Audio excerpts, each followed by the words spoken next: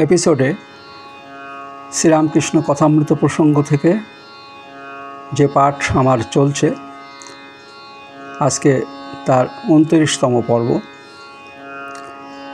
এই পর্বে আমি আলোচনা করব বৌদ্ধ ধর্ম ও গীতামত, মানে একটা তুলনামূলক আলোচনা করেছেন স্বামী ভূতেশানন্দজি মহারাজ।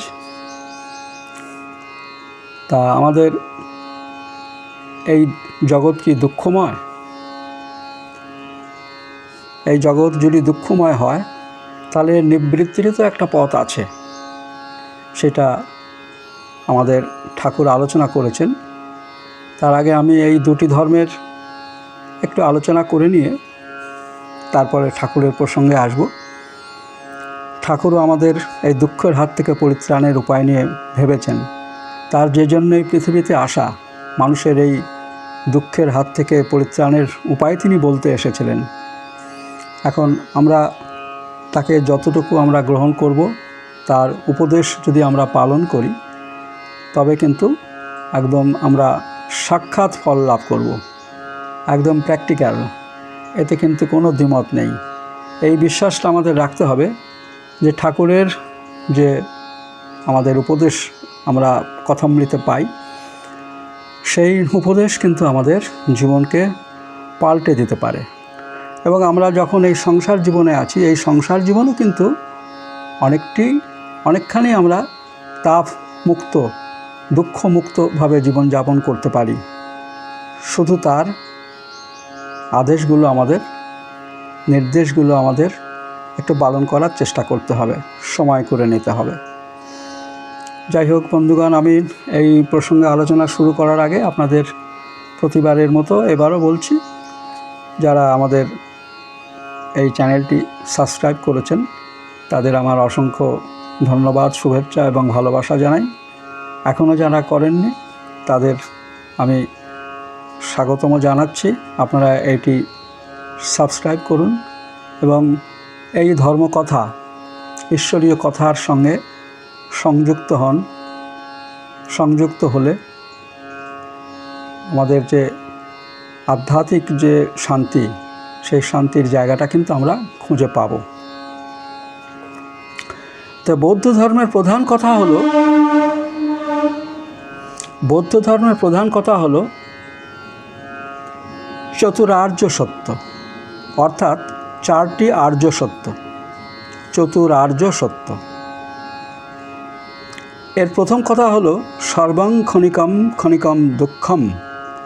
এই সব কিছুই অনিত্য, ক্ষণিক এবং দুঃখময়। ভগবান শ্রীকৃষ্ণ গীতায় বলেছেন, অনিত্যম অসুখং লোকম ইমং প্রাপ্য ভজস্ব মাম। এই জগৎটা অনিত্য। এখন মিলিয়ে দেখি বুদ্ধের কথা ক্ষণিক, ভগবান কৃষ্ণ বলছেন অনিত্য। বুদ্ধের কথা সর্বং দুঃখমের অর্থাৎ দুঃখময়, কৃষ্ণ বলছেন অসুখম। তো অসুখম থেকে আমরা তো দুঃখ পাই, আমরা যেখানে সুখ পাই না সেটাই দুঃখ তৈরি করে। এদের কথাগুলির মধ্যে কোনো পার্থক্য নেই। এই সংসার অনিত্য, আর এই অনিত্য সংসার দুঃখময়। কাজেই এই সংসারের যে দুঃখ জ্বালা যন্ত্রণা কম বেশি আমাদের সকলকেই ভোগ করতে হয়, কিন্তু উপায় আছে। এখন এই দুঃখের হাত থেকে পরিত্রাণের উপায় কি? ঠাকুর বলছেন উপায় অবশ্যই আছে। বুদ্ধ বলছেন এই দুঃখ নিবৃত্তির উপায় আছে, এবং সেই নিবৃত্তির উপায় আছে মানুষেরই হাতে। এটা আমরা নিজের চেষ্টা ছাড়া এটাকে অর্জন করতে পারবো না। এখন কেউ যদি সেই উপায় গ্রহণ না করে, তাহলে তার জন্য দায়ী সে নিজে। এখানে সংসারী জীবের অর্থ এ নয় যে যারা বিয়ে থা করে ফেলেছে। সংসারতি ইতি সংসার, অর্থাৎ যারা জন্ম মৃত্যু পরম্পরার মধ্য দিয়ে চলেছে, তারাই সংসারী। এটা ব্যাপক অর্থে। সেই অর্থে সন্ন্যাসীও যতদিন সিদ্ধি লাভ না করে, সন্ন্যাসেরও কিন্তু একটা সংসার আশ্রম, আর আমাদের হচ্ছে গৃহী আশ্রম। তো যাদের এই চলা থেকে নিবৃত্তির কোনোই চেষ্টা নেই, তারা সংসারী জীব। ঠাকুর বলছেন এহেন সংসারী জীবেরও উপায় আছে, আর সেই উপায়গুলি হলো সাধু সঙ্গ, ঈশ্বর চিন্তা, বিচার আর প্রার্থনা। প্রথম চাই সাধু সঙ্গ, অর্থাৎ এমন একজনের সঙ্গ যিনি এই সংসারের জালে জড়াননি। তার কথা বেশি ফলপ্রসূ হবে, তার শক্তি বেশি, কাজে তার সঙ্গে সঙ্গ করতে পারলে খুবই ভালো। বুদ্ধের জীবনে বৈরাগ্যের উদয় ঠিক এইভাবে। সিদ্ধার্থ যখন রোগ শোক জরা মৃত্যু দেখে ভাবছেন এ জগতে সুখ তাহলে কোথায়, ঠিক সেই সময় তার চোখে পড়ল এক সন্ন্যাসী, এক আনন্দময় পুরুষ। এই আনন্দের উৎস খুঁজতে গিয়ে তিনি এই দুঃখের হাত থেকে নিবৃত্তির সন্ধান পেলেন, আবিষ্কার করলেন চাতুরার্য সত্য। তাই প্রয়োজন সাধু সঙ্গের। মানে যারা একদম পুরো আনন্দময় জগতে বাস করেন তাদের সঙ্গ করতে পারলে খুবই ভালো হয়। বুদ্ধদেব এমন অজ্ঞ ছিলেন না যে রোগ শোকের কথা তিনি কোথাও শোনেননি, কিন্তু চোখের সামনে যখন এগুলো দেখলেন তখন তার প্রতিক্রিয়া হলো অন্যরকম। ঠিক সেই রকম এই জীবন অনিত্য, দুঃখময়, এ আমরা সকলেই জানি।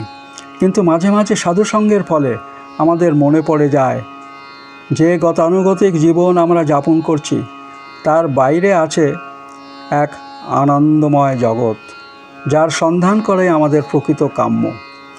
তাই প্রয়োজন মাঝে মাঝে সাধু সঙ্গের। মাঝে মাঝে এই জন্য বলা যে আমাদের জীবনে সংসারের সংস্কার এমন বদ্ধমূল যে এক আধবার সাধুসঙ্গে সে মূলটাকে সরানো যায় না। তাই মাঝে মাঝে সাধুসঙ্গ করতে হয়। করতে করতে মনের ভিতর একটা চেতনার সৃষ্টি হয়, নবজাগরণ আসে। আমরা বুঝতে পারি আমরা জেগেও কি ভয়ানকভাবে ঘুমন্ত, আর তখনই জাগে একটা আকাঙ্ক্ষা, তীব্র ব্যাকুলতা, নতুন আনন্দময় জগতে চোখ মেলে চাইবার জন্য। কি অপূর্ব কথা! তো ঠাকুরের সহজ ও গভীর ভাব, এটা 6 অধ্যায় থেকে পড়ছি। 1882 খ্রিস্টাব্দের 5ই মার্চ ঠাকুর দক্ষিণেশ্বরে তার ঘরে ভক্তদের সঙ্গে ভগবত প্রসঙ্গ করছেন। মশায়ের ঠাকুরকে এই 4বার দর্শন। কাজেই ঠাকুরের সঙ্গে খানিকটা পরিচয় হয়েছে, কিন্তু ঠাকুরের বিভিন্ন ভাবের সঙ্গে তখনও তার সম্যক পরিচয় হয়ে ওঠেনি। তিনি ঠাকুরকে সমাধিস্থ অবস্থায় দেখেছেন ভক্তদের সঙ্গে ঈশ্বরীয় প্রসঙ্গ করতে, গভীর তত্ত্বকথা সরলভাবে ব্যাখ্যা করে বলতে শুনেছেন, সেরকম দৃশ্যও তিনি দেখেছেন। আবার মাস্টারমশাই ঠাকুরকে দেখছেন ছেলেদের সঙ্গে ফচকিমি করতে, যেন তাদের সমবয়সী। সম্পূর্ণ বিপরীত দৃশ্য। তাই মাস্টারমশাই ভাবছেন যে আগের 3বারের দর্শনে যে রামকৃষ্ণের সঙ্গে তার পরিচয় হয়েছিল ইনি যেন সে রামকৃষ্ণ নন। তাই তার মনে প্রশ্ন এসেছিল, ইনিই কি তিনি? আমাদের অনেকের ধারণা যে যারা ধর্মকথা বলেন তারা থাকবেন সবসময় গভীর চিন্তামগ্ন, আর তাদের ভিতরে এমন একটা গাম্ভীর্য থাকবে যা ভেদ করে সাধারণ মানুষের পক্ষে তাদের কাছে পৌঁছানো দুঃসাধ্য। এই হলো সব জায়গার, সব দেশে সাধকদের সম্বন্ধে সাধারণ মানুষের প্রচলিত ধারণা যে সাধুরা একটু গম্ভীর প্রকৃতির হবে, সংসারের কথা তো থাকবেই না, এরকম। যেখানে এর ব্যতিক্রম হয় সেখানে লোকে ভাবে এ আবার কি। পাশ্চাত্য দেশে স্বামীজিকে সাধারণ মানুষের মতো হাসি তামাশা করতে দেখে কোনো ভক্ত অবাক হয়ে তাকে প্রশ্ন করেছিলেন এ সম্বন্ধে। উত্তরে স্বামীজি বলেছিলেন, we are the children of bliss, why should we be morose and gloomy?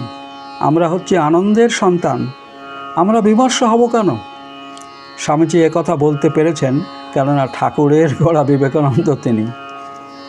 ঠাকুর যখন সাধারণ ভূমিতে থাকতেন তখনও তিনি ছিলেন সদানন্দময় পুরুষ। আনন্দ তার চারদিকে যেন প্রবাহিত হতো, আর সেই আনন্দ তিনি করতেন সাধারণ ভূমিতে নেমে এসে সাধারণ কথা নিয়েও। যেমন এখানে মাস্টারমশাই দেখলেন ছেলেদের সঙ্গে ফচকেমি করে আনন্দ করতে। ঠিক এই রকম ভাবের এক দৃষ্টান্ত আমরা পাই স্বামী ব্রহ্মানন্দ মহারাজের জীবন থেকে। ব্রহ্মানন্দ মহারাজ তখন বলরাম মন্দিরে, সেখানে তাকে দর্শন করার জন্য এক ভক্ত তার এক বন্ধুকে নিয়ে গেছেন মহাপুরুষ দেখাবেন বলে। তারা এসে দেখেন মহারাজ ছোকরাদের সঙ্গে হাসি তামাশা করছেন। ভক্তটি ভাবছেন, হায় মহারাজ কিছুই সৎপ্রসঙ্গ করছেন না। তার বন্ধুটি না জানি কি ভাবছেন। কিছুক্ষণ পর যখন তারা বিদায় নেবেন, তখন মহারাজ তাদের বললেন হাসতে হাসতে, ওগো, আমাদের আবার ভালো কথাও হয়। রাস্তায় নেমে ভক্তটি ভাবলেন যে বন্ধুটি বোধহয় খুব হতাশ হয়েছেন। কিন্তু বন্ধুটি বললেন, ভাই, আধ্যাত্মিক জীবনে মহাপুরুষেরা কি বোধ করেন তা আমরা জানি না, কিন্তু আজ একে নতুন জিনিস দেখলাম এক আনন্দময় পুরুষকে। মহারাজ কোনো উপদেশ না দিয়েও সেই নবাগত বন্ধুটির মন যে কি করে জয় করলেন তা তিনিই জানেন। যে ছক বাঁধা রাস্তায় মহাপুরুষরা চলবেন বলে আমরা মনে করি, সে রাস্তায় তারা সবসময় চলেন না। তাদের ধারা আলাদা। ঠাকুরের জীবনেও এই ধারা দেখে কে বলবে যে তিনি এত সৎপ্রসঙ্গ করেন। ঠাকুর ছেলেদের সঙ্গে যে ফচকেমি করতেন, কোনো সময় তা হয়তো শ্লীলতার মাত্রা ছাড়িয়ে যেত। ঠাকুর হেসে বলতেন, মাঝে মাঝে একটু আঁশ জল দিতে হয়। মানে একটু স্ল্যাং কথা, মানে শ্লীলতা বলতে শ্লীলতার অশ্লীলভাবে আর কি কথাও তিনি বলতেন। তা সে তিনিই জানেন, বৈদ্য তিনি। কি দিতে পারেন, কি দেওয়া উচিত, কতখানি দেওয়া উচিত তিনিই বোঝেন। সাধারণ মানুষের পক্ষে তা ধারণা করা কঠিন। মাস্টারমশাইও তাই তাকে এই অবস্থায় দেখে অবাক হচ্ছেন। কত সুন্দর এই আলোচনা, যে ঈশ্বর প্রসঙ্গ করছে মানে সংসারের যে হাসি ঠাট্টা তামাশা থেকে দূরে থাকতে হবে এমন কোনো কথা নয়। সংসারের সব কাজই করব, কিন্তু তাকে এক হাতে ধরে রাখব। এটাই এ যুগের ধর্ম। শ্রীরামকৃষ্ণ এটা আমাদের জন্য একটা বিরাট উপহার দিয়ে গেছেন, যে এই যুগে ঈশ্বর লাভ করতে গেলে সংসার ত্যাগের খুব একটা প্রয়োজন নেই। যদি আমরা সংসারে থেকেও তার স্মরণ মনন, তাকে চিন্তা ভাবনা, তার ভাবিত হওয়ার চেষ্টা করি, তাহলেই আমাদের মুক্তি অনিবার্য। ঠাকুরের কথা কিন্তু মিথ্যা হওয়ার নয়। আমরা যারা ঠাকুরের ভক্ত, তাকেই আমাদের প্রাণপণে তার চরণ ধরে থাকাটাই উচিত। নমস্কার, আজ এই পর্যন্তই।